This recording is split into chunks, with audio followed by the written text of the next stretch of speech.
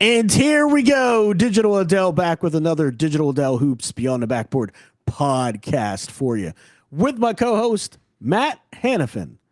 How you doing today, Matt? Doing good, man. I'm doing good. I had a good holiday. I hope you and yours did as well. It's the new year, or it's going to be the new year in a couple of days. Hoping to end Probably by the time I 2020. post this, it'll be after the new year. Listen. Hope to end 2025 strong. Start 2025 off, 2026 off also strong. But yeah, man, I'm doing good. How about yourself? Outstanding, man. Outstanding. I had a great Christmas. It was fun. Had a lot of good food. Probably too much good food. Um, Same. just looking forward to the new year. Got some personal goals. Got to continue working on my health and that. For all of our podcast listeners that listen and don't watch the YouTube video, I apologize. I still don't have last week's episode put up, but I will, and you'll get the Christmas special on New Year's, and then you'll have this episode the day after. So you'll have plenty of content to listen to on your days off. But yeah, man, I've been trying to watch college basketball, and it's been rough. There's been games, but the quality of the competition in those games, and we're going to talk about that in a minute. But before I do, I want to talk about our Around OnSI segment that we started to do. And we talk about the articles that we've written. And I've placed an article that I've written for Sports Illustrated's website on SI in the description of this video below. So you can click there and you can see the article that I'm going to reference. This article that I'm going to share on the screen was just written yesterday. And that is, boom, right there. Pacers stake claim to the top spot in the tank race. Look at Halliburton just laughing it up. Yeah, man, they are number one currently. They have the best odds to get the number one overall pick in the 2026 NBA draft. And we talk all about that. We talk about, how bad their defense has been, the turnovers. That's directly related to Halliburton not being there. No slight to Nembhard, but he's just not nearly as efficient with the ball and good at getting other people involved as Halliburton. And so basically we talk about that, and this article goes through that. If you'd like to read that, that's what I've been working on SI this week. And we'll continue to do this every segment so that you know where to find our latest writings, since we are now freelance writers for Sports Illustrated's website on SI. Matt, do you have anything that you wanted people to reference? I know you're the Orlando Magic go-to guy around these parts. Well, yeah, I just also wanted to touch on the Pacers thing. Like, they have a chance 1 year after making the NBA Finals to get a crack at. Because I mean, if they're the top spot, let's say they end up as the top spot. I think they're 6-27 right now. They couldn't fall below fifth overall. Right. And so they get a crack at least one of Darren Peterson, Cam Boozer, Adrian DeBonsa, Caleb Wilson, A Cuff, Fleming, like whatever order you want that top five in, they have like a legitimate crack at it. Obviously, we've talked about the three guys, Peterson, Boozer, and DeBonsa, have the edge over the other guys. Not the other guys are bad. It's not a slight to them, but Right. it's just those three guys in whatever order, or maybe there's another guy. I don't know.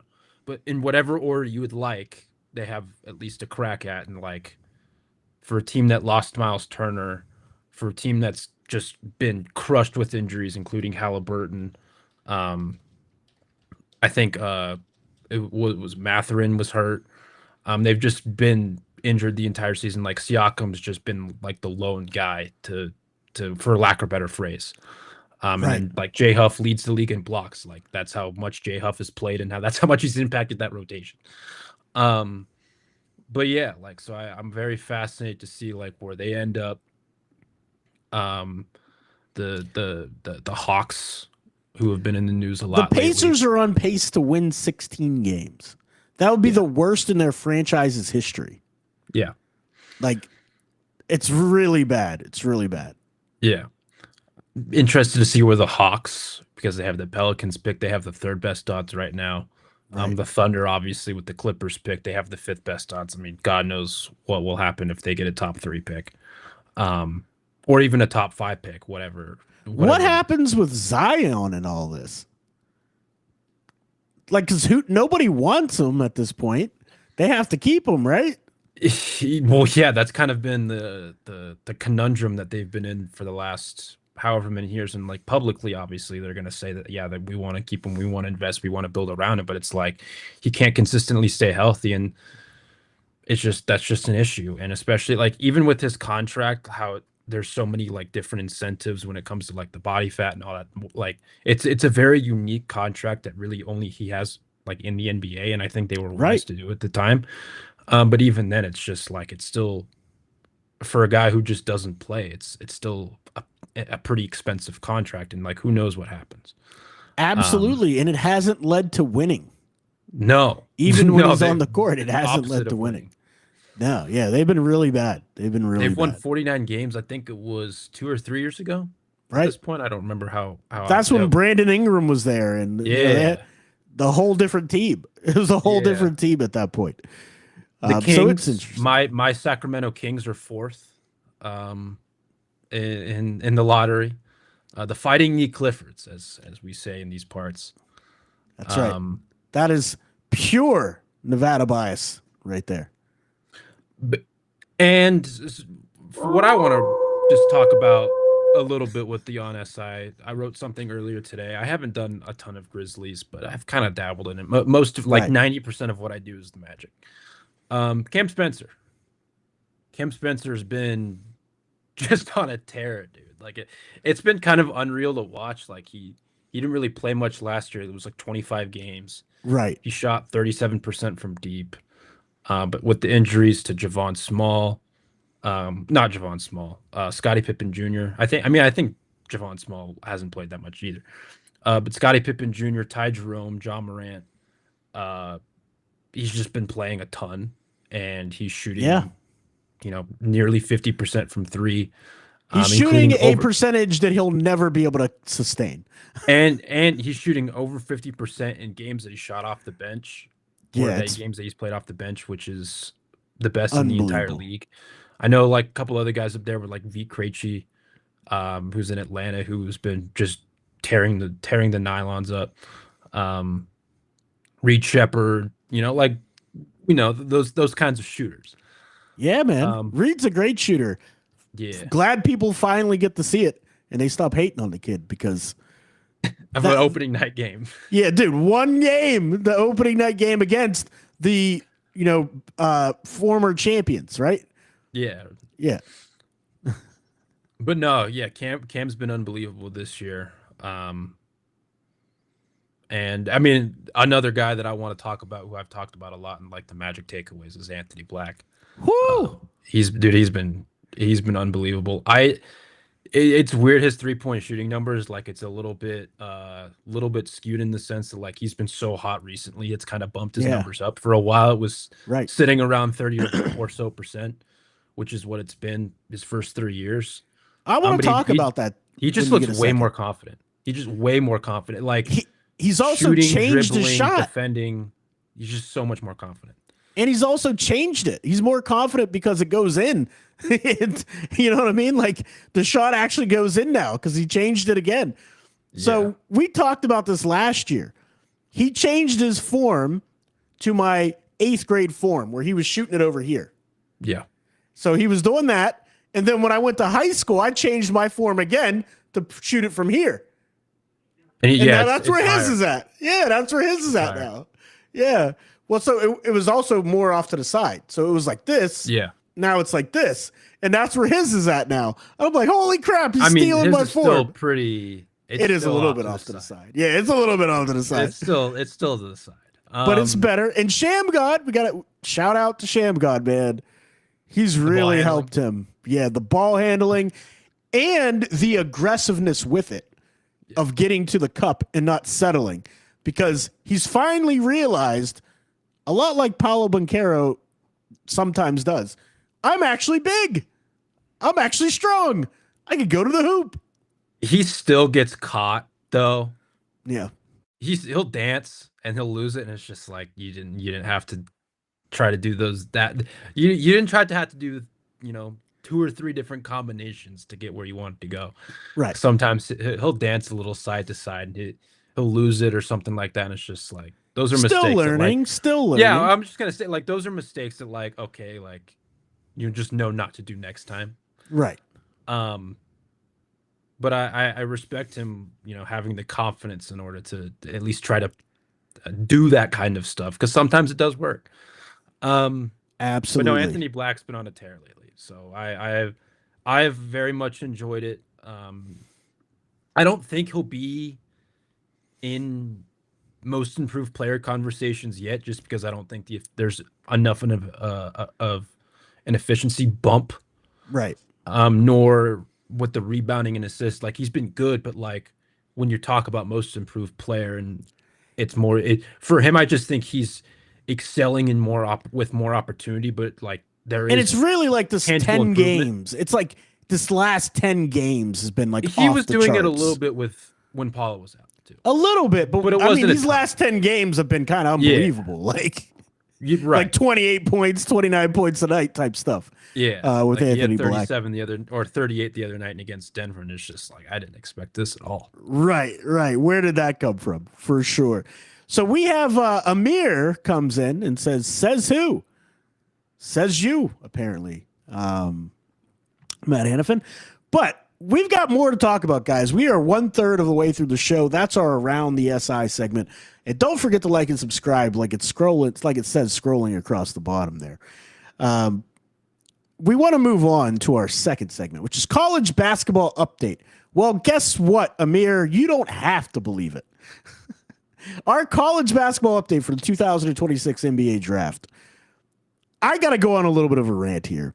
These non-conference games that are going on this time of year, I like to call it the cupcake schedule time of year. They're unwatchable. I can't evaluate anything. I tried to watch 4 or 5 different prospects yesterday or today, and just none of the games weren't compelling. Like there's no competition to evaluate these prospects on at the moment. I tried to watch Darius Acuff because I love watching Darius Acuff. They're playing some nondescript school. He just takes everybody off the dribble, gets anywhere he wants, and like at some point he just stopped caring. Like he was just like, you know what, Malik Thomas, it's your show today. And he just kept giving. He just was like, you know what, you go to work, Malik. And Malik Thomas was destroying this school because they weren't any good. I don't know what you're talking about, Amir. I didn't watch any football on Sunday. No idea what you're talking about. Anyway, do not, whatever you guys do, subscribe to Team to Beat Heat on YouTube. Oh, come on. For that comment alone. I'm just kidding, Amir. You know you're my guy. But anyway, yeah, man, it's just unwatchable. I tried to watch Tonde Yesufu. Well, let's see. Has he gotten more comfortable operating in the college offense and scoring, in the half court? And none of it mattered. He's just so much better of an athlete and more talented than the school he's playing. You can't get a sense of it. It just doesn't matter. This is what I was saying earlier in the year, why I don't waste my time with it. It's so bad. It's so bad. I'll just wait till conference play. Or I'll catch up on the non-conference games that I missed that are like high-level competition games. Like, what am I going to do? Watch Tarleton to watch the kid come off the bench that scores 28 points? He's playing like Indiana State Midwestern University. Like, yeah, Texas Tech. Texas Tech. That's right. I mean, freaking Christian Anderson at Texas Tech is averaging like 35 points a game. You know what I mean? He's been awesome this year. He has been awesome, but when he's playing these small non-conference schools that there's no good players at, it's like, what's the point? I can't really learn anything like that. That's what I've been saying. What is your view on the last 2 weeks slate of games in college?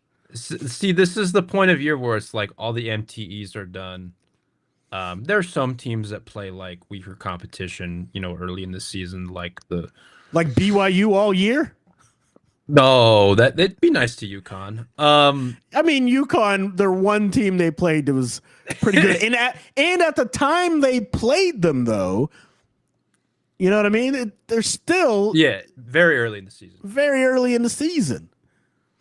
But yeah, this is kind of like the time between the MTEs and like all the high level, non-conference games for these opponents to Right. to conference play. Like the Big 12 hasn't started conference play yet. The SEC hasn't started conference play yet. The ACC hasn't started conference play yet. I think the Big Ten's played a couple of games. I think the Big East as well has played a couple of games. Right. But like most of these most of these power conferences haven't really played. They haven't started conference play yet. Like No. obviously that's the most important time Yeah. outside of the tournament because it's you get to see the actual development of these guys. Like sometimes we get our first impressions um or second impressions of these guys in early to mid November, and so it's like okay, we get to see these guys for the first time, but we know how development is. We know how this stuff works, where it's not always linear. And they might hit a bump in the road here or there and whatnot, and like once conference play starts, especially like the Big 12 conference, which is one of the most physical, if not the most physical in the country, same with the SEC, like it's just a different, like you get to see these dudes play like high level competition, Right. twice a week for however many weeks, 9 weeks, 10 weeks, however long that lasts. Have And you then, watched? I'm sorry. Didn't mean to interrupt. no, I was just going to say, then it leads into like, the conference tournaments and whatnot, which are also super exciting. And then, you know, Yeah. God willing, some of these programming, at least most of the SEC and Big 12, like they're going to make the tournament because of how many quad one games they actually play and how that boosts their resume depending how many wins they Right. rack up in those games. And so it's like, it's just like those are, you know, really important data points. Obviously, the non-conference games, the high-level competitions like the Maui Invitational or the Players Era tournament this last year, whatever the case is, like Right. those are the games that obviously you want to watch early in the season to get a first really good look at most of these guys, especially if it's their first year of college. And then as conference play unfolds, you get to see more of these guys. And so most of these haven't started yet. They're going to be starting this week or in the near future. Can't And wait so, because these last 2 weeks have been rough. I can't wait. Have you yeah. had a chance to watch any of that Tyler Tanner from Vanderbilt? I haven't, but I've heard very good things. I Vanderbilt's been awesome this year. I've heard very good things as well. I heard he's really good. He's on my radar, so I don't know Isn't he where I very would find. skinny? He is skinny, yeah, Yeah, but that's he looks like he's strong. It looks like he's defined. yeah. So I mean, Some he's very small too, like height he wise. is he is. But I love small guards, as long as they're not Donovan Dent size. And I mean, I like Donovan Dent, but Tyler he's. Tanner might be Donovan Dent size. Like, for Oh being honest, no, is he that small? Wow.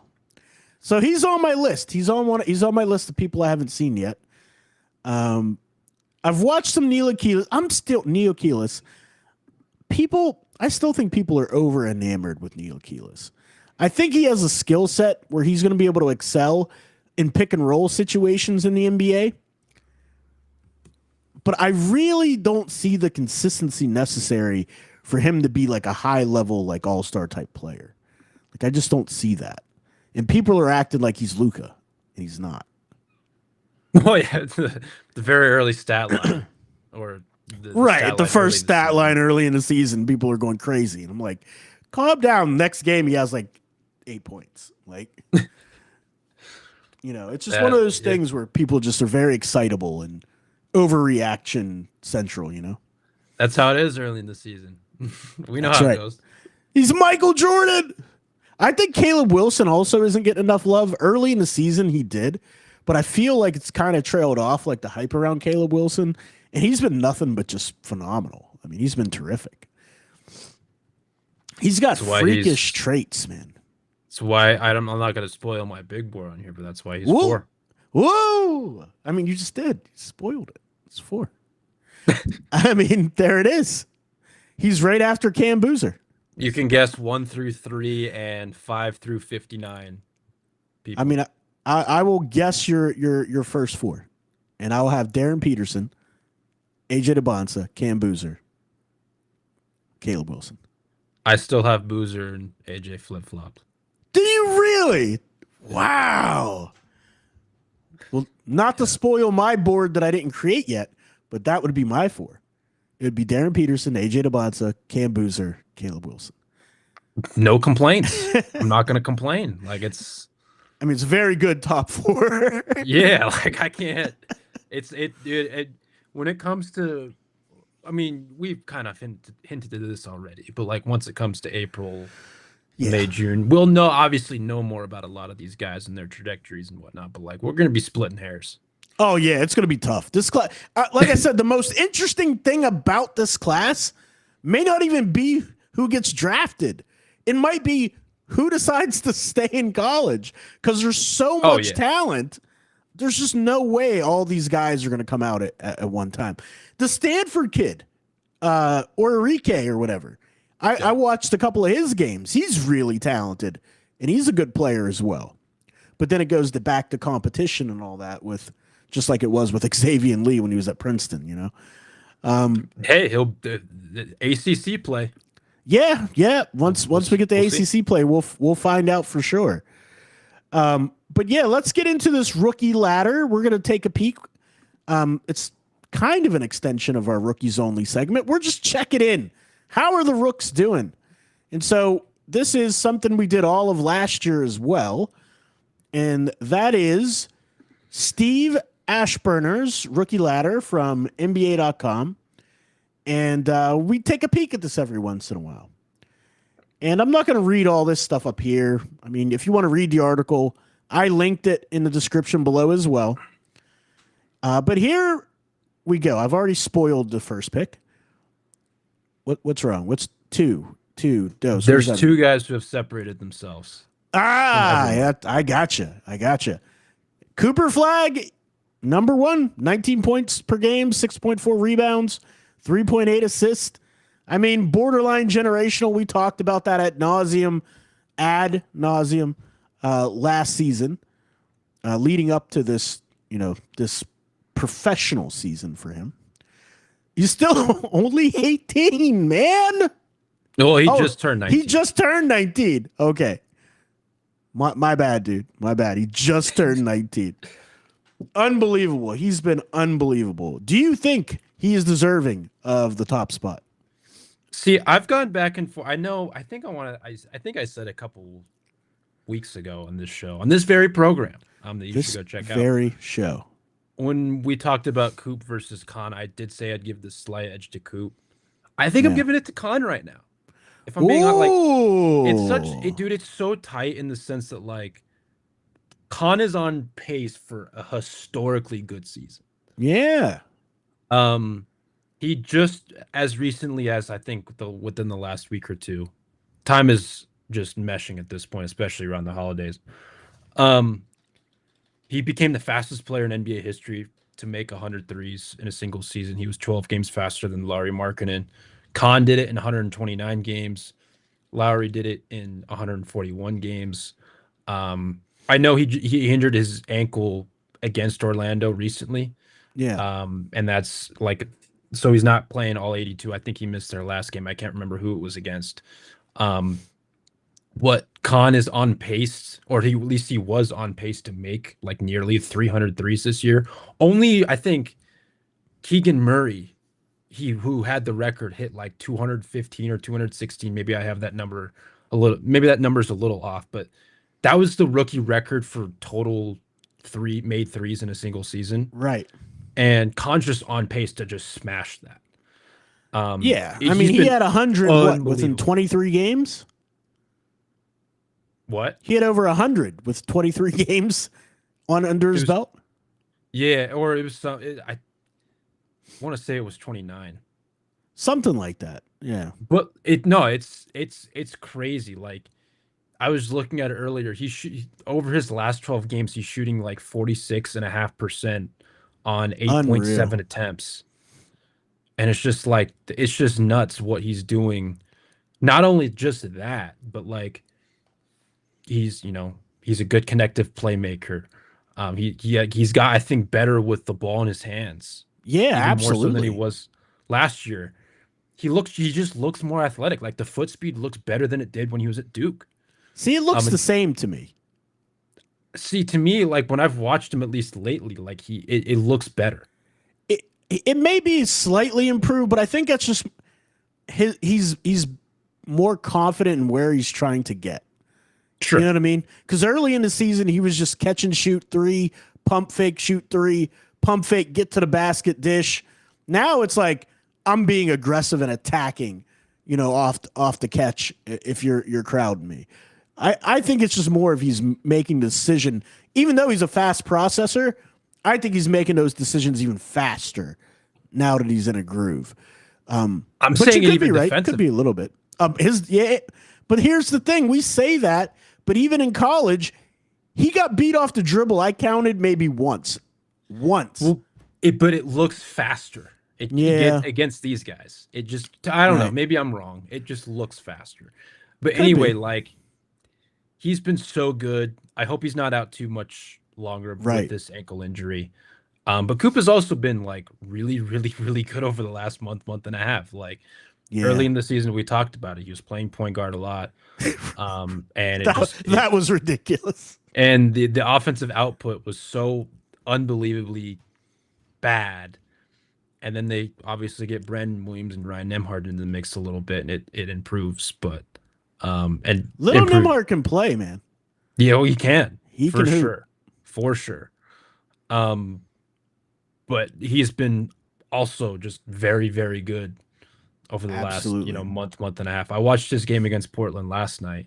Wasn't efficient, but like I still thought he impacted the game. I think he finished like 6 of 20 or something like that. Well, he impacts the game in so many ways because he's in the Yeah. passing lanes. He blocks shots. He rebounds. He facilitates. I mean, even when he gets in the lane, collapses the D and starts the ball rotating and swinging. You know what I mean? Like he's just super impactful. I tend to agree with you. Like overall, the whole season's body of work, I'd probably put Khan number one because of the totality of the season. But if you just look at what Coop's doing, I It's mean, nuts. it's unbelievable that he's the best player on that team and he drives almost everything they do. But Yeah. you can say the same about Khan. You really could. He's the best player on that Charlotte team and he drives everything that they do. All I right. do want to give a little bit of a shout out to Anthony Davis, though. Like, obviously, Yeah. he When he injured plays. again. He got injured on Christmas Right. Day. Right. But like in the games that he was playing over this most recent stretch, like he was really, really good. So I can't like completely shove that to the side. No, I get it. I mean, he's a fantastic player, Anthony Davis, when he plays. Yeah. Number 3, Derek Queen, 13.4 points per game, 6.8 rebounds per game, 4.1 assists per game, up from the 13th spot all the way to the 3 spot. He's kind of cooled off the last few games because he was putting up like some ungodly, 20 and 10 and 10 game, like for a week or so there. My question I have for you, Matt Hanifan, can they continue to play him at point guard for the majority of his minutes? Even though he's the 5 and he's playing the 5, he's basically their de facto point guard. Considering how bereft of talent they are outside of Herb Jones and Trey Murphy, yes. like, I mean, I also want to give. We're probably gonna mention Fears a little bit, but I want to give him some shouts too because I think he's also been good. But Derek Yeah. Queen has also been like he's been a very fun watch, even though I still He have has concerns been about the fun. defense. Yeah, I have concerns about the defense. I have concerns about how he's going to get his offense on a team that wants to win. Because let me put it this way. Can Derek Queen be your best player, your focal point of your offense? Not yet. That's the question. Not yet. Right, but that's ultimately the question that's going to define his career. Because Yeah. for him to be effective at this level, what's really been effective for him is bringing the ball up the floor, taking these centers off the dribble. Yeah. and getting I out in think transition and running. Like that's really been his best trait. I think again, I know he was compared a lot to this guy pre-draft, but like if there's like a Şenguni mold, Yeah. or like if you run your offense through him Yeah. consistently, I think it can work. But But doesn't there's still Şengün feel like he's like twice the size of Derek Queen? Like I don't oh understand. no, for sure, for sure. But like over time, I just Yeah. think that'll be like the role they kind of thrust him in. I got And you. I I think got he you. can potentially do it. It's just who else is surrounding him Right. is Well, that's the other question we could ask. yeah. What type of players would you surround Derek Queen with to make him a winning team? So you got Fears, you got Queen, just shooting? I was gonna say, like, can I have like 7 Trey Murphys? Right, 7 Trey Murphys. Just clone them. Like a Trey Murphy, maybe a Keon Ellis type for defensive purposes. You can also hit the 3 ball. Yeah. And he's on the move, so you could do something like that. You got Yves Missi playing the other center spot. I mean, I don't know. I don't hope know. Keon Ellis is on the move for his sake. Dude, it's crazy. I mean, he's buried on a team that can't win games. How?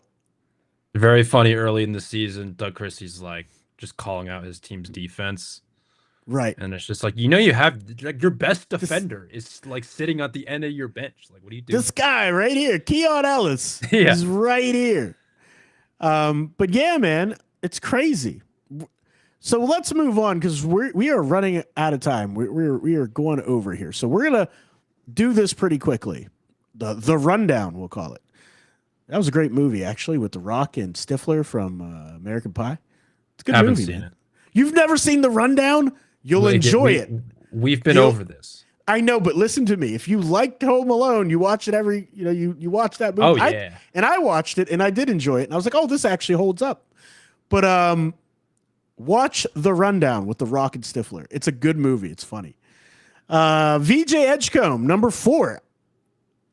I don't know. Could VJ still hold the number 4 spot at this point? I mean, he's been very good, but Derek Harper has come on like gangbusters recently. I would flip Edgecombe and Queen. Yeah. Wait, you'd put Edgecombe above Queen? Wow. I mean, he's been fantastic. In his most, and this is what Ashburner writes, in his 4 most recent appearances, Edgecombe averaged 24.3 points on 17.5 field goal attempts, shooting 50%, 40% of that on 3-pointers. That's a weird way to phrase that. That is really odd. As the Sixers won 3. So, I mean, he's been fantastic. His numbers are unreal. 16 points per game, 5.5 rebounds, 4 assists. And I want to preface by saying that it's not a slight on Queen. I just think Edgecombe and potentially Harper have been better. I will say Edgecombe's ISO numbers, I saw a graphic on ISO numbers. He's like one of the worst in the league in ISO. That's tough, man. Yeah. That's tough. Yeah. His numbers aren't great in isolation. Dylan Harper, man, he's come on like gangbusters. I mean, throwing himself into the 6th man of the year conversation on that San Antonio team. Keldon Johnson. Well, Keldon's awesome too, but Harper's been better. Harper's been better, man. But I mean, I've always liked Keldon, and I'm happy for him. He's finally in better, like the best shape of his life. Cedric Howard at number 6. Jeremiah Fears, aforementioned by Matt Hanifan, number 7. Maxim Reynaud from the Kings at number 8. Little Ryan Nembhard. He's probably offended that I call him Little Ryan Nembhard, but he's little. He's done a fantastic job. Allowed Coop to slide into his natural role and made him flourish. I'd say he's just as much responsible for Coop's success as Coop himself. Bold take, I know, but maybe that's the point guard bias in me. Point guards make everything work, man. They do. They allow you to excel in your role. I don't know about number 10. Jaeger Dolman. Who would you have 10? Out of curiosity. I'm glad you asked, Matt Hanifan. One Trey Johnson does exist. He was He's finally getting shooting the lights usage. out the other night. Well, he's finally getting usage. And even prior to him getting usage, and again, see, this is why we bring up the stats, Matt Hanifan. This is why we bring up the stats. So let me go to filters real quick because I forgot to do this beforehand because I'm a dummy. Let's see. How do I do this? I want to sort this by field goals made. 3-point field goals attempted. Why can't... Oh, filter. There it is. And so we go to field goals. Or no, 3-point attempts. And we'll do... What? Greater or less than... Or greater than... I don't know. 3. Let's see. But it doesn't sort it. Greater than 10. Is there anybody? No? This is great radio. It's not working the way I want. It's not working the way I want. But anyway, Trey Johnson is shooting 40.5% from 3 on 5 attempts per game. He's also shooting him from like 30 feet. I got a stat for you. But he's also shooting 45.7% from the field overall. So he's not just doing it from 3-point line. He's also doing it from the mid-range. He's doing it with floaters, getting to the rim. He's also facilitating. Not as much lately. He's down to 1.6 assists per game. And his rebounding was better earlier before he got injured. But he's at like 2.9 rebounds per game. But here's the stat, man, Hanifan. He is shooting from 30-plus feet. 30-plus feet. 50%. How many attempts? 12. 12. He's 6 for 12 from 30-plus feet. Unbelievable shooter. Unbelievable shooter. Now, if Washington was a good franchise, they would understand he's their best player. Like their future. He's their future. And they would build the offense around Trey Johnson. I like Keyshawn George. He's exceeded my expectations of what he was able to make himself into. But he needs to understand he's the number 2. And they need to run the offense through Trey Johnson. He only played 25 minutes the other night. He played 25 minutes and had 24 points. Unbelievable. Unbelievable. But he would be my number 10, not Jaeger Dolman. Can I shout out one guy? Yes, sir. Who we dumped on a lot pre-draft, who I've kind of liked watching? Colin Murray Boyles. CMB. Okay. Shout out. Now, I still think our criticism was correct because people were having him in the top 3. People had him in the top 3, and he's not a top 3 guy. Not over these guys. And his offense is still terrible. But defensively, that guy's a nightmare. Dude, he's so disruptive. And he's really he was disruptive. Last year at South Carolina, but it's been not loud, like this. Loud. Yeah, It's been loud. And I still think the processing's good. The shooting is hit and miss. Not the efficiency. But very undersized. He's also, I think, around the basket. More athletic than we gave him credit for. Is he? Yeah. In what sense? He just looks bouncier. You think he's bouncy? Bouncier. Okay. I'll accept bouncier. I'll shout out Colin Murray Boyles. I'd probably have him 10. I Trey still Johnson, think. I mean, dude, it's tough. Dude, Trey Johnson's amazing, dude. Matt, what do you think about Maxim Raynon being 8th? He's been good. Looter in a riot? Is Looter in a riot in that terrible team? No, it's I don't like watching. Listen, I'm not gonna go on my Kings rant again. But he's been solid. He's taken advantage of his opportunity with Sabonis out. No, he has, and I'm not a hater by any means, guys. When people exceed my expectations, just like Anthony Black has, I'm happy for him. It just took a long time for Anthony to realize he's a big and strong guy. Here's the thing that I wanted to say about Colin Murray Boyles. We had Colin Murray Boyles. Well, I know I did. I had him 22nd on my big board. I think I had him lower. See, yeah. And like and 27 or something, 28. I don't remember exactly what it was. It was something like that. And the thing is, I still don't think that's that wrong. Like, this is a really good class. Like, if I was to tell you, because we're going to get out of the top 5, because, that was the top 5. Would you take Colin Murray Boyles over Malawach? Knowing what we know now? Yeah, no. Well, but I don't even think what we know now is Malawach's fault. Like, the Suns are just like, nah. I mean, he's still like very raw. Very raw. Very raw. Probably not, but you're still taking Malawach, right? I still like, come on. Yeah. Yeah. Kasper Siakachonis. No. Jeremiah Fears. No. Thomas Sorber. Maybe.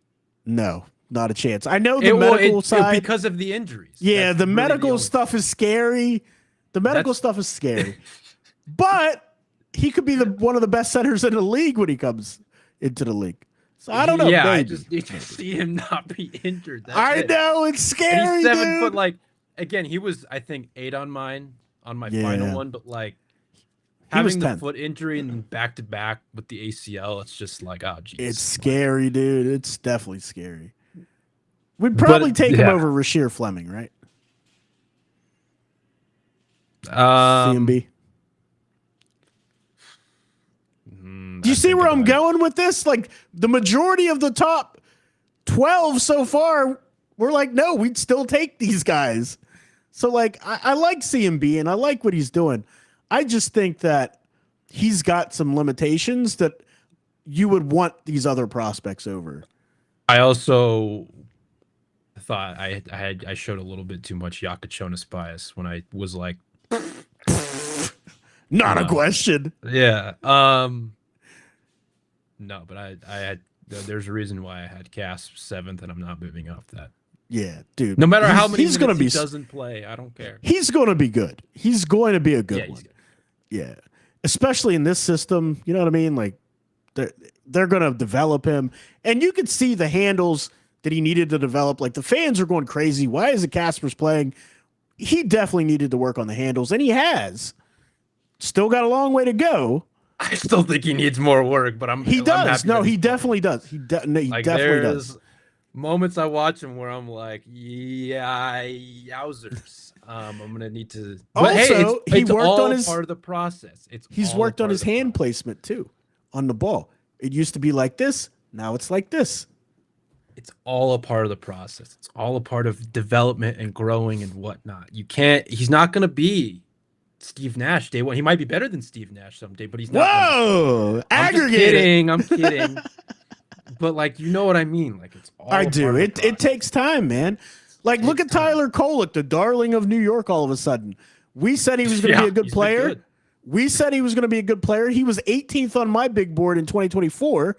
He finally got his opportunity. He had to work out how his game fit in the league, and now he's excelling. It takes some time sometimes. And it also takes a new coach who actually likes to play his young players. Oh, you mean like 7-man rotations aren't going to keep his rookie off the floor? That kind of coach to play more than 6-man rotations. 6 guys, right? 6-man rotations. Josh Hart, you're it. You're the only sub. Just playing 48 minutes a game. That's right. All right. Well, that's it for us today. Matt, tell the people where they can find you, follow you, and get more of your work. You could find me at NPH_824_ on Twitter. You could find me at hothoops.com, mountainwestconnection.com, vendettasportsmedia.com, as well as Orlando Magic on SI. And you can find me, I'm Digital Adel. What you could see our tick right on the ticker below. We made it easier since Matt has you doing math. We made it easier so you don't have to do the math. You can follow me at Digital Adel. On Instagram, it's the same thing. There's just an underscore in the middle. Digital_Adel. But that's it for us today. We'll see you next time.